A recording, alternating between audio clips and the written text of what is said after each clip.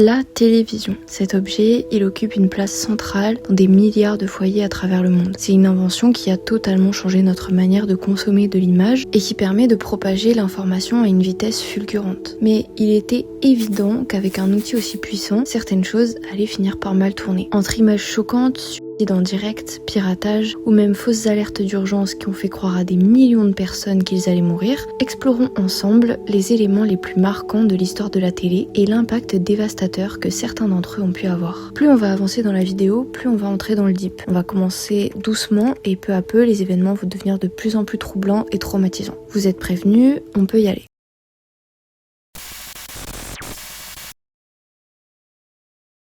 Il y a un phénomène bien connu et qui a fait à lui seul beaucoup de bruit. Des milliers de chaînes dans le monde entier ont diffusé depuis des décennies des centaines de milliers de programmes différents 24 heures sur 24. Donc il est plus qu'évident que parmi eux se trouve leur lot de controverses.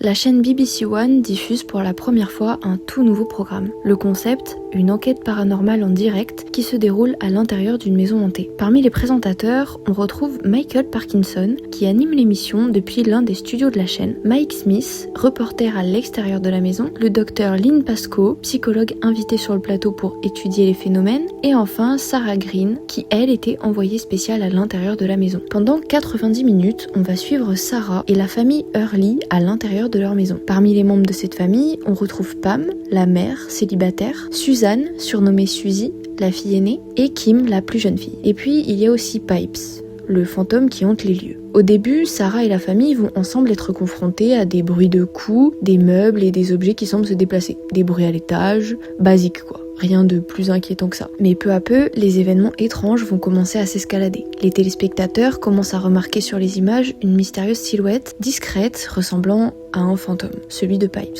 Et puis, Kim va commencer à adopter un comportement de plus en plus étrange. Elle parle bizarrement, semble entrer dans des états de transe comme si elle était peu à peu possédée par l'entité présente dans la maison. La particularité de ce documentaire, c'est que les téléspectateurs pouvaient téléphoner à Michael afin de participer à l'enquête. Et le plus étrange, c'est que des perturbations inhabituelles sont remarquées en parallèle sur d'autres chaînes. Coupures de son, problèmes techniques, et là les gens commencent un peu à paniquer. Les appels se multiplient, dont certains disant vivre les mêmes événements chez eux. Et sur place, les choses commencent vraiment à mal tourner. Les phénomènes étranges s'accélèrent. Les coups deviennent beaucoup plus violents, les lumières clignotent, les meubles bougent, des objets sont projetés. Sarah commence elle-même à paniquer. Et puis à côté de ça, la liaison avec le studio se dégrade de plus en plus. Les images deviennent instables, le son saccade et le direct devient très difficile à maintenir. Michael de son côté tente de garder son calme pour ne pas affoler tout le monde, mais il comprend très vite que quelque chose ne va pas du tout. Et puis soudain, Sarah disparaît. Elle qui était partie explorer la maison cesse de répondre. Les interférences se multiplient de tous les côtés. Michael perd progressivement le contrôle de sa propre émission. Les lumières du studio vacillent, des bruits étranges résonnent, les caméras dysfonctionnent et au fil des minutes, Michael perd le contrôle de lui-même. Sa voix et son attitude deviennent inquiétantes. Et puis, le signal s'interrompt soudain et le générique de fin est diffusé. Les spectateurs comprennent que l'entité n'est plus confinée à l'intérieur de la maison. Elle a réussi à pénétrer dans les foyers des téléspectateurs par l'intermédiaire du programme. Évidemment, tout ça est entièrement faux et l'émission n'était pas en direct mais préparée depuis des semaines. Mais maintenant, pourquoi autant de personnes y ont cru ? Déjà, les présentateurs étaient très connus, ce qui rendait le contexte beaucoup plus sérieux et officiel dans l'inconscient de beaucoup de gens. Il leur était difficile d'imaginer que ces gens pouvaient jouer la comédie. La frontière entre fiction et réalité était très floue pour beaucoup, et c'est même ce qui a été reproché de très nombreuses fois à cette émission. Celle-ci sera diffusée une seule et unique fois par la chaîne, tellement le scandale a été massif. Je sais pas si vous imaginez, il y a eu un impact vraiment énorme sur les téléspectateurs. Le standard de la BBC a été submergé d'appels et de plaintes, et le programme est devenu l'un des plus controversés de l'histoire de la télé britannique. Les gens y ont vraiment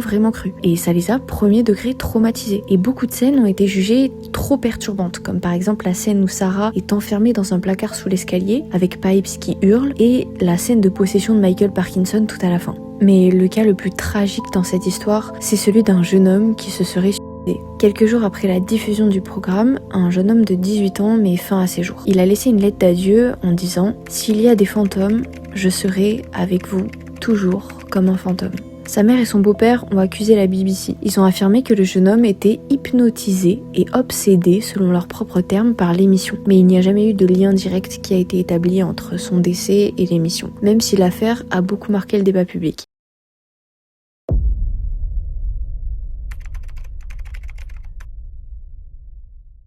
Celui-là, si vous êtes belge, vous allez peut-être vous en rappeler. Le mercredi 13 décembre 2006, à 20h21, la chaîne La Une, diffusée dans la partie francophone de la Belgique, lance une édition spéciale interrompant le magazine d'investigation en cours. Le présentateur du JT annonce que la Flandre vient de déclarer son indépendance et que le roi est en train de quitter le pays, que la Belgique serait en train de disparaître. Bonsoir à tous, l'heure est grave, excusez-nous pour cette interruption, événement exceptionnel, moment exceptionnel. La Flandre va proclamer unilatéralement son indépendance. En clair, la Belgique en tant que telle n'existerait plus. On voit s'enchaîner des duplex, des journalistes sur le terrain, des interviews, enfin bref, tous ces éléments qui laisseraient vraiment penser que c'est un vrai reportage. Et tout ça pendant près de 2 heures. Il s'agissait évidemment d'une mauvaise blague, mais les gens y ont cru. Parce que tout d'abord, la RTBF, le groupe qui possède la chaîne, utilise tous les codes d'un véritable journal télévisé. Le présentateur est un journaliste connu, les reportages ressemblent à ceux qui sont diffusés lors d'événements politiques majeurs, donc les gens y ont vraiment cru. Et surtout, le contexte politique jouait beaucoup à cette époque. La séparation de la Belgique, c'était déjà un sujet politique très sérieux en 2006. Donc ce scénario était plutôt crédible. Pour comprendre le contexte, la Belgique, elle est coupée en deux. La Flandre néerlandophone au nord et la Wallonie francophone au sud.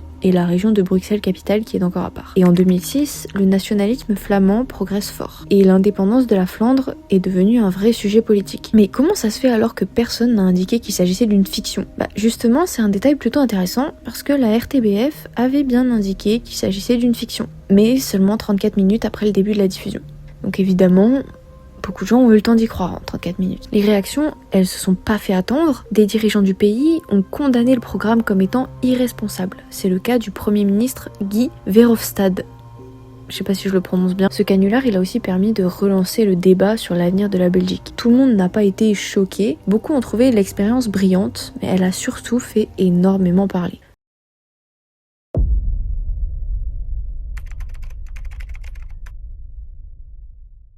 Un documentaire se lance et celui-ci présente une situation et une menace très alarmantes. La Terre va devenir inhabitable à cause de la surpopulation et d'une crise climatique majeure. Des scientifiques disparaissent mystérieusement, la Terre est condamnée à cause de graves problèmes environnementaux. Et évidemment, ces événements poussent les gouvernements à réfléchir à des solutions pour survivre. Selon le documentaire, ces derniers auraient trouvé 3 alternatives. La première, réduire drastiquement la population mondiale. La deuxième, construire des villes souterraines. Et la troisième, envoyer secrètement des humains coloniser Mars. Le documentaire affirme que la troisième solution aurait été choisie. Quel est le plan ? En premier, la construction d'une base sur Mars. Avant d'envoyer de grands groupes humains, des missions préparatoires seront déployées pour installer des infrastructures, des systèmes de survie et des équipements qui sont nécessaires à la création d'une colonie. En deuxième, la construction de vaisseaux spatiaux capables d'effectuer le voyage Terre-Mars. Parce que oui, si on veut coloniser Mars, il faut bien y aller. Et en 3, une sélection des personnes qui seront envoyées. Parce que oui, vous vous en doutez bien, on peut pas ramener 8 milliards de personnes sur Mars. Si vous êtes scientifique, ingénieur ou médecin, ou que vous effectuez tout autre métier considéré comme utile à une future colonie, vous n'avez pas à vous inquiéter, vous allez rester en vie.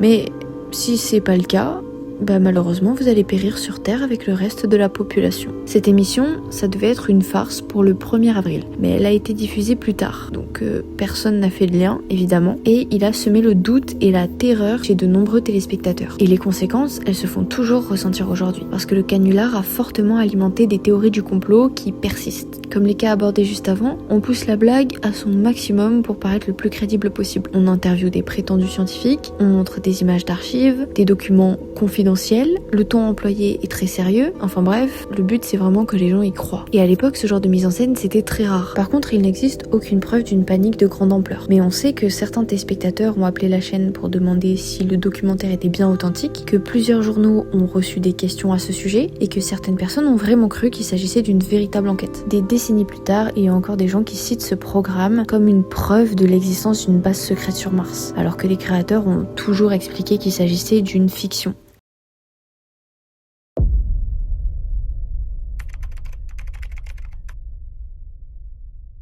Pendant environ 90 minutes, la chaîne CBS diffuse un téléfilm présenté comme une succession de flashs spéciaux d'informations fictives. Le programme commence comme un film tout à fait banal. Et puis, le programme est interrompu par un flash spécial. Les journalistes annoncent que plusieurs météorites viennent de s'écraser sur Terre. Et puis, la panique grimpe de plus en plus. On annonce que de nouvelles météorites ont été détectées et la menace est présentée comme mondiale. Pour rappel, il s'agit d'un faux message d'alerte. C'est le concept même du programme. Mais les personnes qui arrivent en cours de diffusion ne sont pas forcément au courant. Et évidemment, réaction complètement humaine, ils se mettent à paniquer. Et puis les gens se rappellent encore très bien de The War of the Worlds. Et d'ailleurs, plusieurs médias ont comparé Without Warning à cette œuvre. The War of the Worlds, c'est à l'origine un roman de science-fiction écrit par Herbert George Wells en 1898. Ça raconte l'histoire d'une invasion de la Terre par des extraterrestres venus de Mars. Mais si on en parle encore aujourd'hui, c'est surtout à cause de son adaptation radiophonique de 1938. Le 30 octobre de cette même année, Orson Welles adapte le roman pour la radio. Le concept, il est super original pour l'époque. Un concert est diffusé.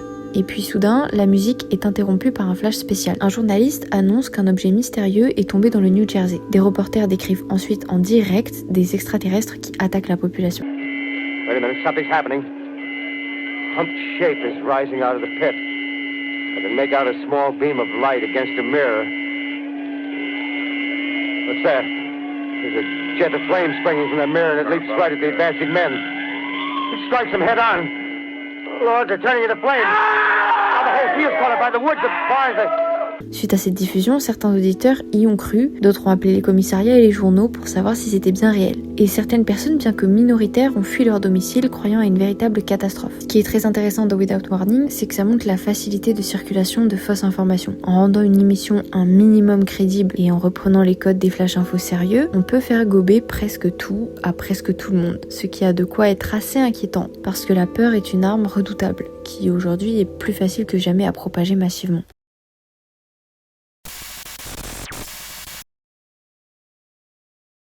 Dans ce chapitre, on va aborder les épisodes de nos séries ou dessins animés préférés qui ont marqué l'histoire de la télévision. Et le premier cas est un réel scandale, et je parie à coup sûr que vous en avez déjà tous entendu parler.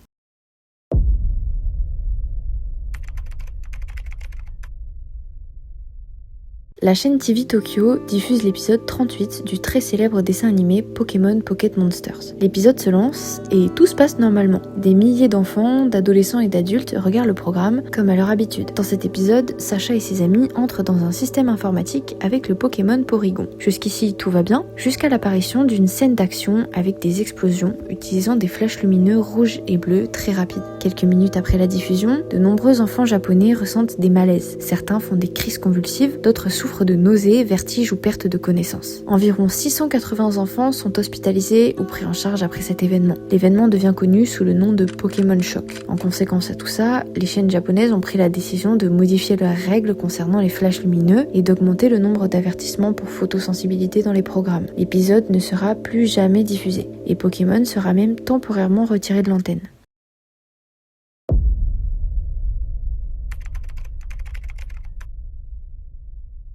La chaîne AMC Network diffuse le tant attendu premier épisode de la saison 7 de la célèbre série The Walking Dead. Cette partie va spoiler l'intégralité de l'épisode et elle va aussi évoquer le précédent. Donc si vous voulez l'éviter, rendez-vous à ce timecode. Cet épisode est l'un des plus marquants de toute la série. Pendant 46 minutes, les protagonistes et les téléspectateurs vont vivre une véritable terreur psychologique orchestrée par le célèbre et incroyable antagoniste Negan. Pour ceux qui ne connaissent pas The Walking Dead, expliquons très brièvement pour que vous ayez le contexte. Negan, c'est le leader d'un groupe de survivants nommé les Sauveurs, un groupe très riche en ressources qui vit de manière absurdement confortable et qui doit tout ça aux autres groupes de survivants qu'il terrorise littéralement pour les obliger à leur donner des vivres et des armes. Dans le dernier épisode de la saison 6, Rick, ayant refusé de se plier aux menaces du bras droit de Negan, Simmons, ce dernier, étant très nerveux et imprévisible, arrive à coincer Rick et une partie de sa bande. Il leur demande de se mettre en ligne et de s'agenouiller. Ils n'ont pas d'autre choix que de coopérer, étant entourés de plusieurs dizaines d'hommes armés jusqu'aux dents. Negan décide donc de tuer un membre du groupe. Et pour ceux qui ont vu la série, vous savez que c'est le genre d'œuvre où rien n'est certain. Personne n'est immunisé contre la mort dans The Walking Dead. Donc le doute est vraiment réel, c'est pas un faux doute. Toute la série peut complètement basculer en une seconde, et les téléspectateurs le savent. L'épisode entier nous maintient sous tension constante, jusqu'à la fin de l'épisode où Negan choisit enfin sa victime, que l'on ne connaîtra que dans l'épisode suivant, celui qui a inauguré la saison 7 de la série. Et cet épisode, il est sorti environ 6 mois après. Donc imaginez à quel point les fans devenaient fous. Le suspense était juste insoutenable. L'épisode 1 de la saison 7 nous révèle la victime de Negan, et ce fut Abraham. Mais ce n'est pas la seule révélation, et celle-ci elle a vraiment pris de court tous les fans. Personne ne s'attendait à ça. Une deuxième victime, Glenn. Un personnage que beaucoup de fans aimaient énormément, qui était là depuis le début. Il meurt frappé à mort dans une scène où l'on voit absolument tout. Son crâne se déformer sous les coups et même son œil sortir de ses orbites. Negan, ce gros sadique, fera d'ailleurs une blague par rapport à ça. Et tout ça sous les yeux de sa femme enceinte. À côté de ça, c'est la première fois depuis le début de la série que l'on voit un Rick aussi vulnérable, aussi effrayé et impuissant. Negan le maltraite et le pousse psychologiquement à bout pendant presque 50 minutes. Il est même forcé par son bourreau à couper le bras de son fils. À la fin de l'épisode, Rick finit par supplier Negan en pleurs à genoux d'épargner son fils et lui affirme qu'il travaillera pour lui. Et c'est surtout ça qui m'a personnellement beaucoup marqué. The Walking Dead se concentre énormément sur l'évolution psychologique de chaque personnage. On voit un Rick qui s'est tellement endurci qu'il ne se plierait jamais à rien ni personne. Et le voir perdre contrôle à ce point, c'est quelque chose qui a beaucoup touché les fans. J'ai l'impression qu'on est tous assez divisés sur cet épisode. On l'adore ou on le déteste, mais il n'a laissé personne indifférent. Pour certains, c'est allé beaucoup trop loin. On sait bien que The Walking Dead, ça va pas dans la dentelle. Mais l'épisode a été tellement dur graphiquement et psychologiquement que certains fans ont lâché la série après l'avoir visionné. Et d'autres, dont moi, l'ont complètement adoré. Il fait partie de l'un de mes épisodes préférés de toute la série. Vraiment, je le trouve brillant. L'épisode a eu un impact tel qu'il a très largement dépassé le cercle des fans. Tout le monde en a entendu parler à l'époque. Et pour cause, cet épisode est cité par beaucoup comme l'un des plus marquants qu'ils n'ont jamais vu.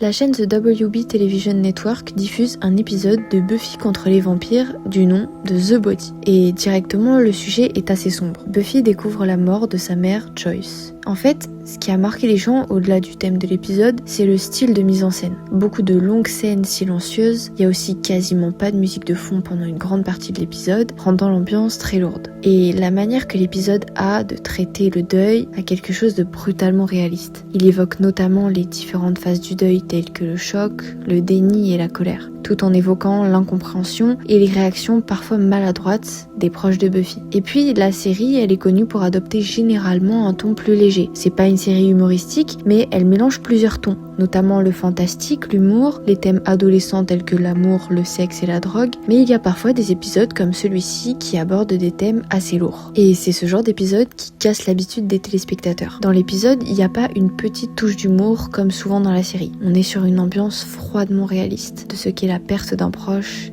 et le deuil.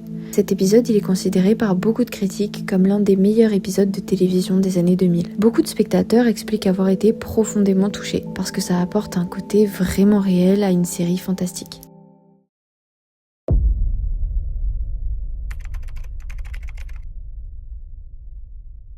La chaîne BBC One diffuse l'épisode Blink de la célèbre série Doctor Who. Dans cet épisode, on suit Sally Sparrow qui mène une enquête dans une maison abandonnée. Et puis elle tombe sur ce message.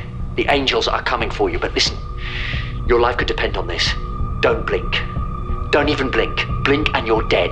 They are fast, faster than you could believe. Don't turn your back. Don't look away and don't blink.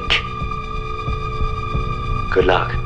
Elle décide donc d'enquêter là-dessus et comprend qu'elle a affaire à ces fameuses créatures. Ces dernières ressemblent à des statues d'anges et elles ont une particularité qui est terrifiante. Elles sont immobiles quand vous les regardez, mais si vous détournez le regard, ou même si vous osez cligner des yeux, elles se déplacent. Et ça peut paraître bête, mais cet épisode a vraiment beaucoup marqué les gens. Parce que le fait que même cligner des yeux devienne un danger face à ces monstres, c'est un concept qui est hyper angoissant et qui marche super bien. Beaucoup de jeunes spectateurs racontent avoir vraiment été terrifiés par cet épisode. Il a été adoré des fans et beaucoup le considèrent comme faisant partie de leur préféré de la série.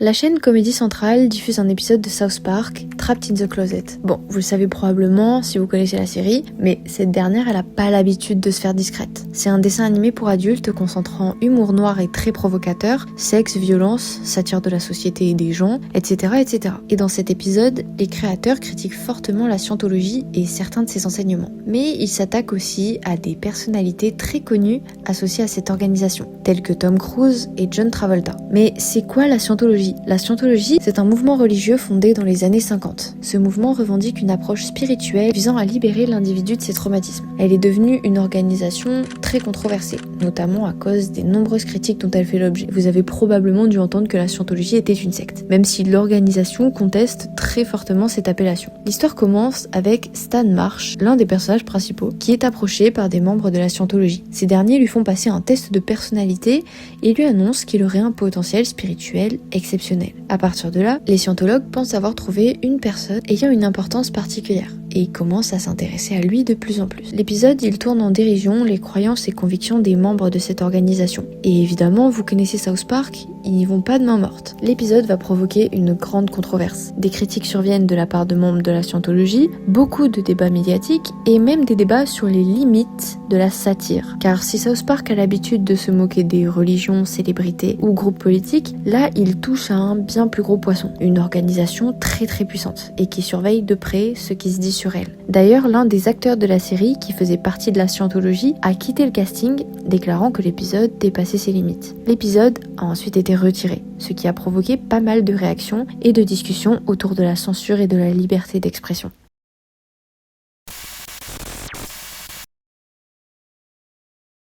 Bon, parlons maintenant d'un phénomène qui a principalement touché la génération ayant grandi dans les années 70 à 2000.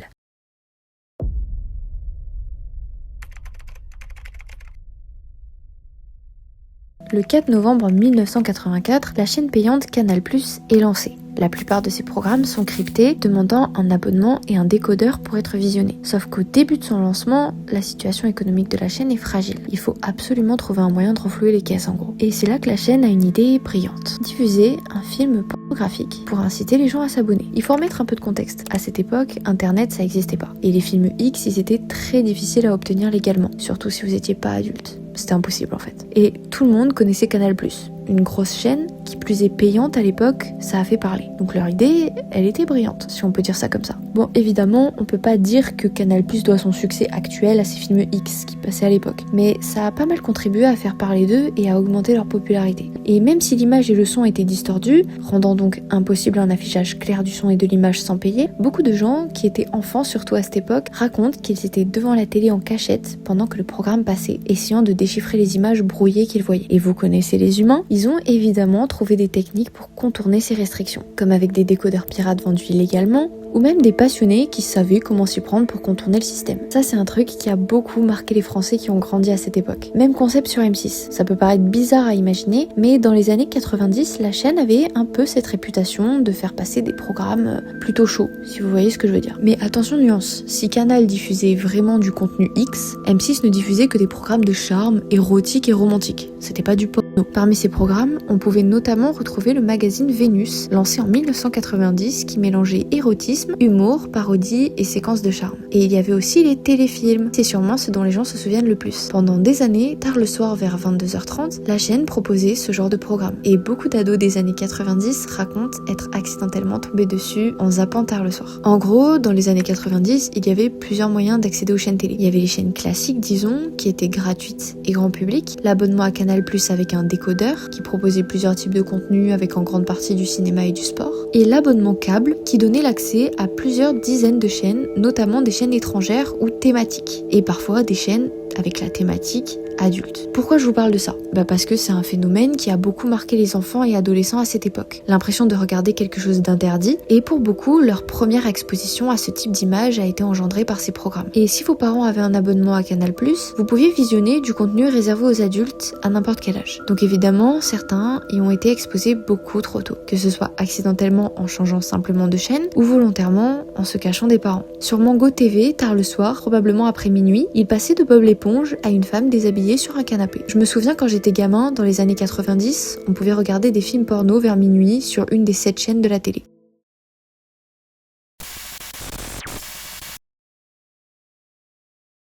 Cette partie de la vidéo, c'est celle que je trouve la plus fun. Je suis passionnée par ces histoires de piratage, que ce soit à la télé ou autre. D'ailleurs, au début, c'est ce qui m'a donné envie de faire cette vidéo.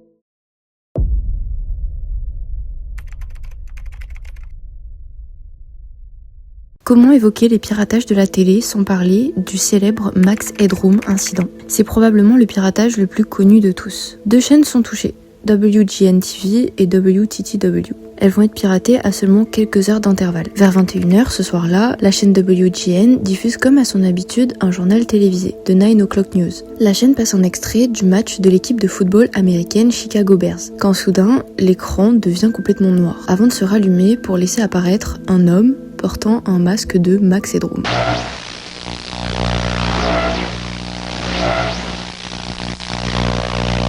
Son sourire est assez perturbant. Il a l'air de danser et puis il y a quasiment pas de paroles, juste beaucoup de bruit parasite très désagréable. C'est assez troublant comme contraste, ça a beaucoup marqué les téléspectateurs présents ce soir-là. L'interruption n'aura duré environ qu'une dizaine de secondes. Le présentateur, déconcerté par ce qui vient de se passer, revient et s'excuse en plaisantant sur l'événement qui vient de se produire et qui a surpris absolument tout le monde. Well, if you're wondering what's happened, so am I, actually. La deuxième cible du pirate est la chaîne WTTW. Le même soir, quelques heures plus tard, aux alentours de 23h, la chaîne est en train de diffuser un épisode de Doctor Who. Et cette fois-ci, le pirate réussit à interrompre le programme pour réitérer sa blague. Mais cette fois, c'est un petit peu différent. Et surtout, il y a un côté beaucoup plus dérangeant. On retrouve encore cet homme avec un masque de Max Headroom, mais cette fois-ci, l'homme parle avec une voix déformée.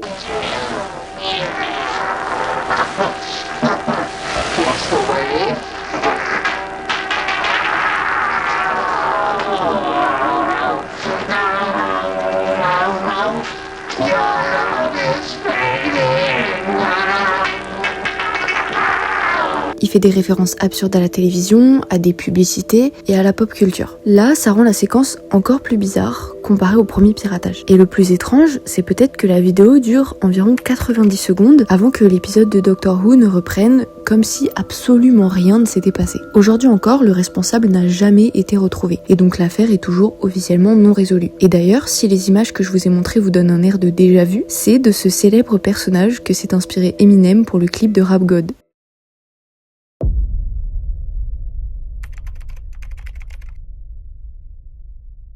La chaîne Southern Television est en train de diffuser son journal télévisé quand tout d'un coup, le son est coupé. La voix du présentateur est remplacée par une voix d'homme, très grave, robotique, pendant que l'image, elle, continue d'afficher normalement le journal. Cette voix inconnue se présente sous le nom de Vrillon, représentant du commandement galactique Ashtar. These include stopping the execution of all captured prisoners of war, allowing European states to engage in playing a test match. This is the voice of Allah, representative of the Ashtar Galactic Command, speaking to you.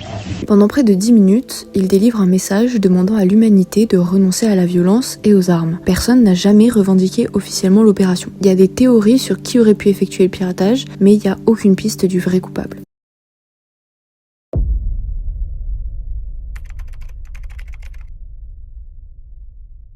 La chaîne Playboy TV, dédiée au programme pour adultes, est en train de diffuser un film.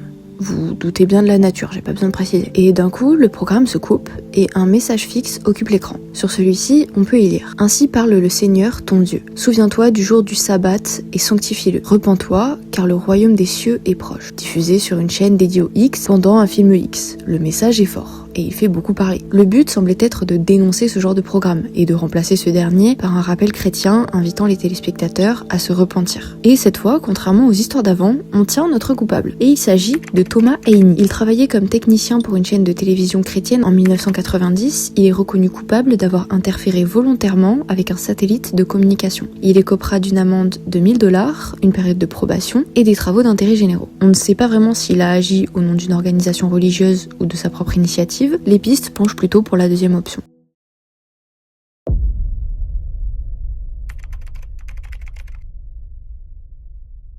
La chaîne HBO est en train de diffuser un film, quand d'un coup le programme est remplacé par un message intriguant. Bonsoir HBO, de la part de Captain Midnight. $12,95 par mois ?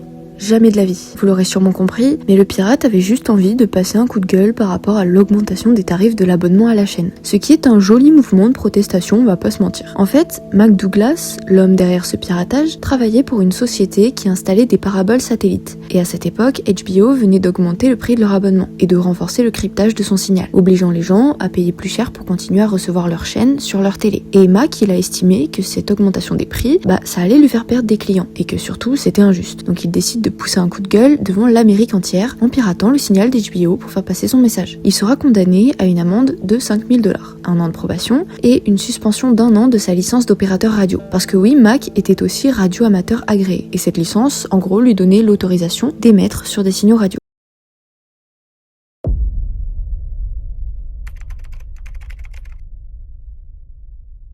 Pendant la diffusion d'une émission sur la chaîne KRTV, le système d'alerte d'urgence de l'État du Montana est déclenché. Et puis le message suivant.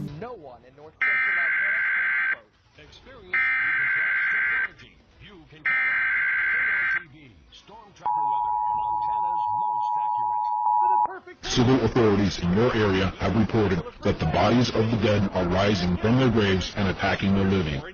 Follow the messages on screen that will be updated as information becomes available. Do not attempt to approach or apprehend these bodies as they are considered extremely dangerous. I repeat. Le message précise que plusieurs comtés du Montana seraient touchés et qu'il ne faut pas approcher les corps car c'est bien trop dangereux. Évidemment, il ne faut pas longtemps aux gens et aux autorités pour qu'ils comprennent qu'il s'agit d'un canular. Mais ce qui est intéressant, c'est que c'est pas la chaîne directement qui a été piratée, c'est l'EAS, le système d'alerte d'urgence. Donc le message avait vraiment l'allure d'un message 100% officiel. L'enquête aura montré que plusieurs équipements de ce système étaient mal sécurisés, notamment les mots de passe par défaut qui avaient été conservés. Le système a donc accepté le faux message qui a pu être diffusé automatiquement sur la chaîne. Bon, évidemment, il n'y a pas eu de mouvement de panique parce que les gens ont vite compris qu'une invasion de zombies, c'était quand même très peu probable.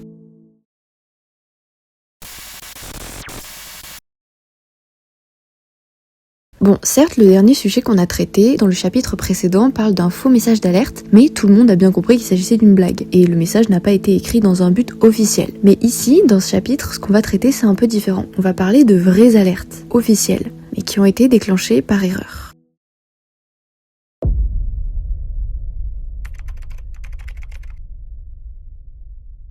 C'est la panique. Le système d'urgence de l'État d'Hawaï diffuse un message sur toutes les télévisions, les radios et les téléphones portables. Le message est le suivant. Menace de missiles balistiques en approche vers Hawaï. Cherchez un abri immédiatement. Ceci n'est pas un exercice. Tout l'État est averti qu'un missile se dirige tout droit sur eux. Les Hawaïens comprennent qu'ils risquent probablement de mourir. Et pendant 38 longues minutes, la panique est totale. Imaginez-vous à leur place. Vous recevez sur votre propre téléphone une alerte officielle du gouvernement vous indiquant que des missiles se dirigent droit sur vous.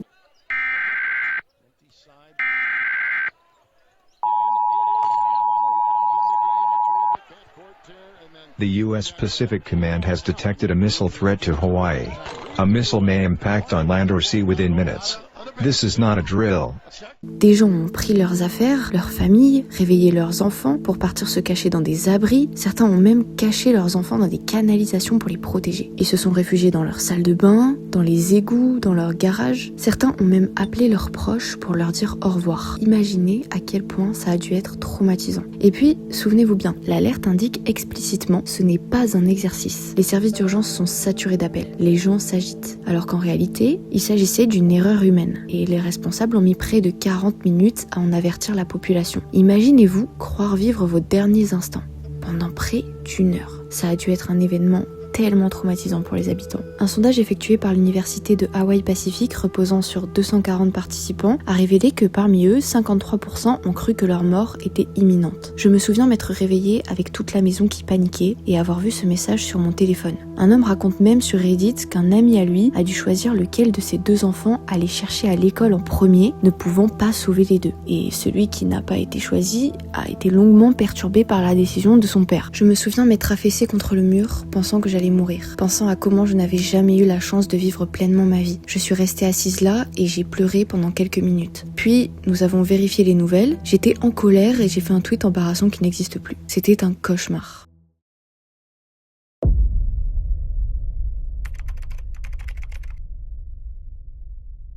Ce jour-là, l'EAS, le système d'alerte d'urgence, devait effectuer un test interne pour s'assurer qu'en cas d'alerte, tout fonctionne parfaitement pour avertir la population. Sauf que, fausse manip, l'opérateur chargé d'effectuer le test entre le mauvais code. Donc au lieu d'afficher qu'il s'agissait d'un simple exercice, le message a été diffusé comme un véritable message d'alerte. Mais s'il n'y avait que ça, le problème c'est aussi le message en lui-même, qui indiquait ceci. Les autorités civiles ont émis un ordre d'évacuation immédiate pour l'ensemble du Connecticut à partir de 14h10 et jusqu'à 15h10. L'évacuation d'un État entier à cause d'une erreur technique. Et en plus de ça, le message n'expliquait pas pourquoi il fallait évacuer. Mais justement, le message d'alerte, il était tellement flou, aucune catastrophe mentionnée, pas de directive sur où aller et comment évacuer, que les gens ne se sont pas vraiment affolés. Beaucoup ont trouvé ça très bizarre d'ordonner une évacuation de cette ampleur sans donner plus d'informations. Et puis surtout, ordonner d'évacuer pendant 1 heure seulement, c'est très bizarre. On peut généralement pas déterminer combien de temps une évacuation en cas d'urgence va devoir durer. Au final, le message a eu la chance de ne vraiment pas paraître crédible auprès de pas mal de gens, ce qui a évité la panique. Et il y a même des habitants qui ne s'en souviennent même pas.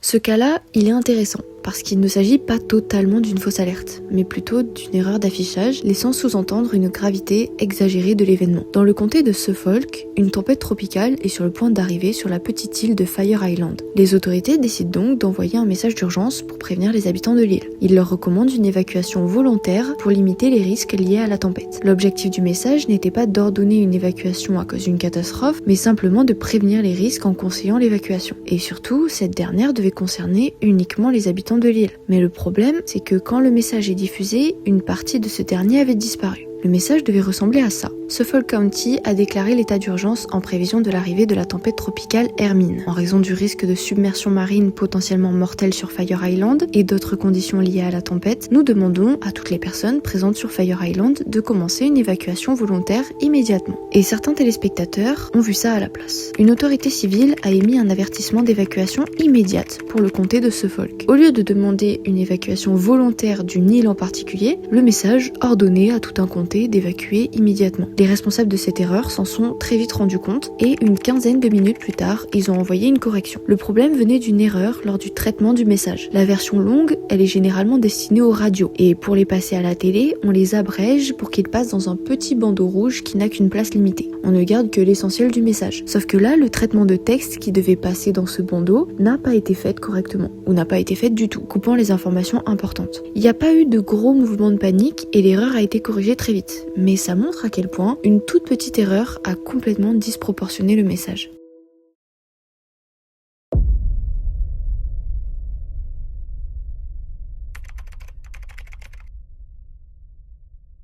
Celle-ci, elle est un peu similaire à la précédente, avec pour différence le fait que cette fois-ci, l'impact a été bien plus massif. Nous sommes le 9 janvier 2025 en Californie, et à ce moment-là déjà, beaucoup de très gros incendies ravagent la région et sèment la panique un peu partout. Des milliers de personnes ont été évacuées, ont dû fuir leur maison, et les médias ne font que ressasser en boucle les dégâts liés au feu en cours. Le climat est donc déjà très tendu du côté des habitants à cause de ces événements, et ils n'avaient absolument pas besoin d'une nouvelle comme celle que je vais vous raconter. Dans l'après-midi ce jour-là, un nouvel incendie se déclare près de West Hills. Il est baptisé Kenneth Fire. Les autorités prennent donc la décision d'envoyer une alerte d'évacuation aux habitants directement menacés, ceux qui habitaient à proximité du feu. Cette alerte est envoyée sur les téléphones de tous les habitants aux alentours du feu. Et non, en fait. Ils ont envoyé le message à pratiquement tout le comté de Los Angeles, soit environ 10 millions de personnes, et même à certains habitants des comtés voisins. Sauf qu'à ce moment-là, le contexte, il est bien particulier. Les gens sont super anxieux à cause des nombreux gros incendies en cours. Donc ils ne réfléchissent pas plus que ça quand ils reçoivent l'alerte. Certains ont préparé leurs affaires paniquées, prêts à partir. D'autres étaient juste confus, se demandant s'ils devaient vraiment évacuer ou non. Mais 20 minutes plus tard, les autorités envoient un message pour signaler l'erreur. Ce message a créé la confusion dans un climat qui était déjà extrêmement anxiogène pour les habitants. Mais l'erreur est corrigée relativement vite. Donc ça n'a pas créé un chaos total dans tout LA.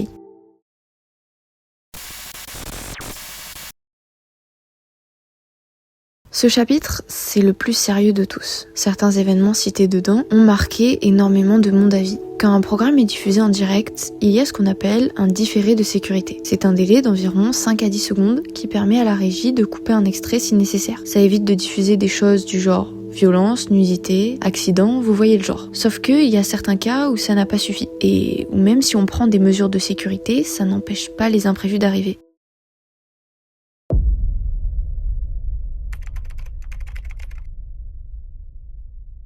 Ce jour-là restera à jamais l'un des plus sombres de toute l'histoire des États-Unis. Il est 8h46 à New York. Un magnifique ciel bleu rayonne sur la ville. Il fait bon et l'atmosphère est chaleureuse. It is beautiful outside, perfect September day with lots of sunshine. Quand d'un coup, un avion de ligne s'approche dangereusement de la tour nord du World Trade Center, avant de s'y écraser. Les chaînes de télé américaines interrompent alors immédiatement leur programme pour diffuser les images de la catastrophe en cours. Yeah.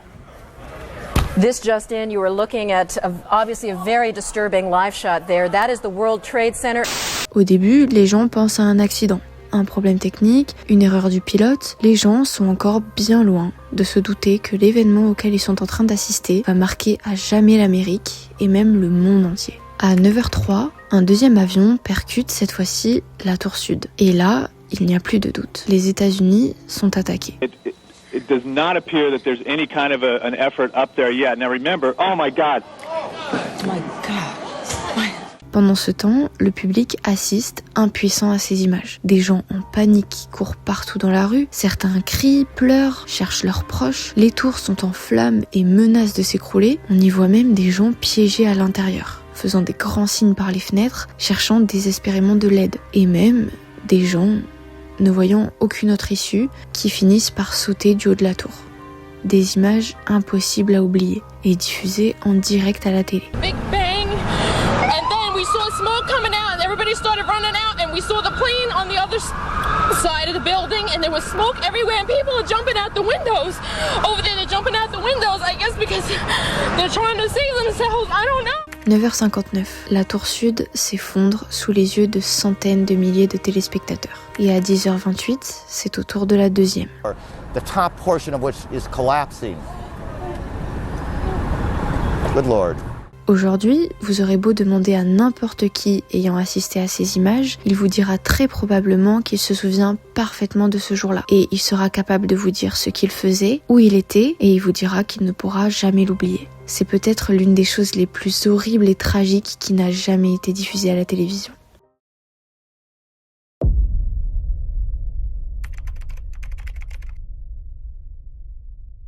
Il est 11h38 en Californie, en cette journée du 28 janvier 1986. Et tout le monde se prépare à suivre un événement aérospatial plutôt important. La NASA doit procéder ce jour-là au lancement de la navette spatiale Challenger. Un événement qui a fait l'objet d'une très forte communication médiatique. Autrement dit, tout le monde, même ceux qui ne s'intéressaient pas à l'aérospatial, étaient au courant de l'événement. À bord de la navette, 7 membres d'équipage, dont Christina McAuliffe, une professeure d'histoire qui avait été sélectionnée pour donner des cours en direct à ses élèves depuis l'espace. Ça semblait être une idée brillante, mais tout n'allait pas se passer comme prévu. Le lancement, il est tellement attendu qu'il est diffusé en direct. Des millions de personnes assistent à l'événement en direct devant leur télé et des milliers sont directement sur place. Le décompte se lance. 10, 9, 8, 7, 6... Démarrage des moteurs principaux. 4, 3, 2, 1... Décollage.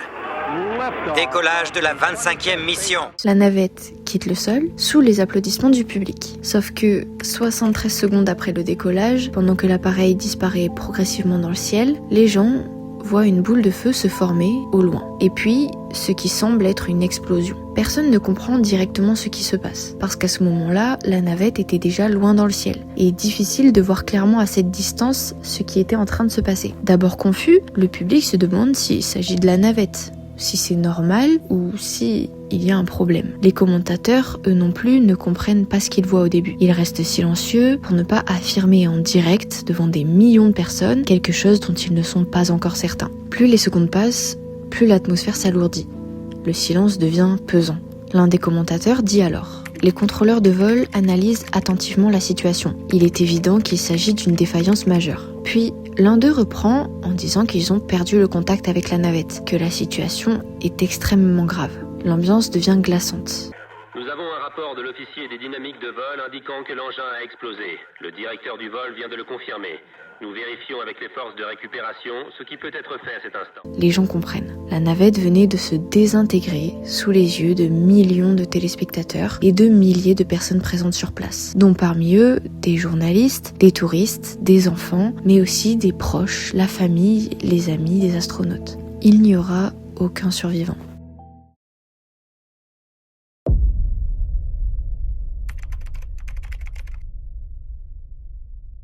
Petit disclaimer pour celle-ci, je pense que c'est vraiment la plus glauque de toute la vidéo. Si vous êtes sensible au thème du suicide et que vous souhaitez éviter cette histoire, rendez-vous à ce timecode. Ce jour-là, la journaliste Christine Chubbuck présente son émission matinale sur la chaîne américaine WXLT TV. Après avoir présenté plusieurs sujets, elle se met à lire un texte qu'elle avait préparé et critique la tendance des médias à privilégier les faits divers et les images sensationnelles. Enfin, elle annonce aux téléspectateurs qu'ils vont assister en direct à une tentative de suicide, avant de sortir une arme et de mettre fin à ses jours brutalement.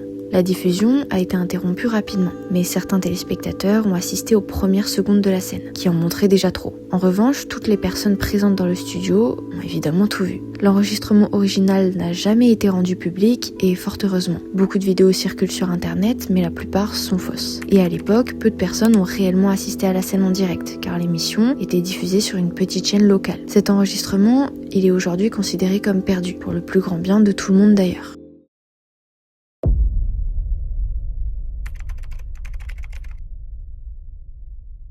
Deux hélicoptères appartenant à des chaînes de télévision locales capturent une course-poursuite policière qu'ils couvrent en direct. Alors que les deux hélicoptères filment la scène et volent à quelques centaines de mètres l'un de l'autre, ils entrent en collision et finissent par s'écraser dans un parc. Personne ne survit. Cependant, les téléspectateurs n'ont pas vu la collision des appareils, étant donné que les caméras étaient orientées vers le sol pour suivre la poursuite. Par contre, ils ont vu le signal se couper et ont par la suite appris le drame.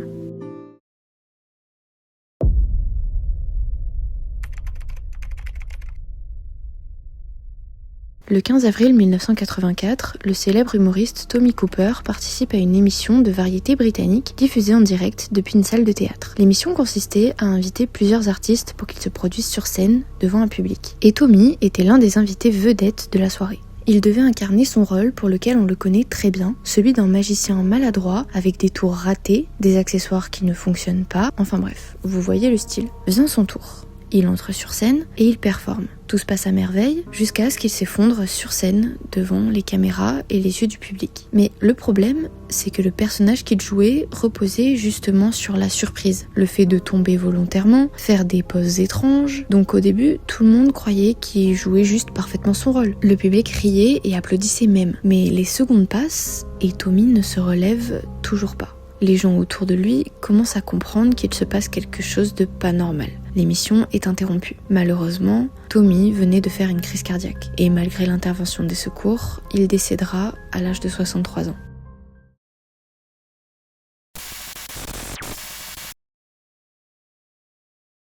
La télévision est un outil formidable qui a eu une portée et un impact énorme sur le monde entier. Mais en créant un outil qui a le pouvoir de toucher la Terre entière en une fraction de seconde, nous n'avons que peu ou plus de contrôle. Dans cette vidéo, on a pu aborder les deux facettes de l'impact puissant qu'a pu avoir la télé. On a évoqué des sujets assez fun, comme les piratages, qui sont pour la majorité inoffensifs, les épisodes des séries qui nous ont marqués, mais on a aussi pu aborder la deuxième facette de cet impact, le côté le plus nocif, le plus empoisonné, un côté beaucoup plus sombre, qui a pu exposer des millions de personnes à des images qu'ils n'oublieront jamais. Et malheureusement, ce genre d'accident continuera encore d'arriver, même si on met en place des mesures pour essayer de les éviter. Et c'est malheureusement, je pense, le prix à payer pour avoir accès à un outil aussi puissant. J'espère que cette vidéo vous aura plu. Dites-moi ce que vous en avez pensé en commentaire et donnez-moi votre avis sur tout ça. Cette vidéo, elle m'a demandé pas mal de travail, donc je vous remercie infiniment de l'avoir visionnée jusqu'à la fin. En attendant, prenez soin de vous et je vous dis à bientôt.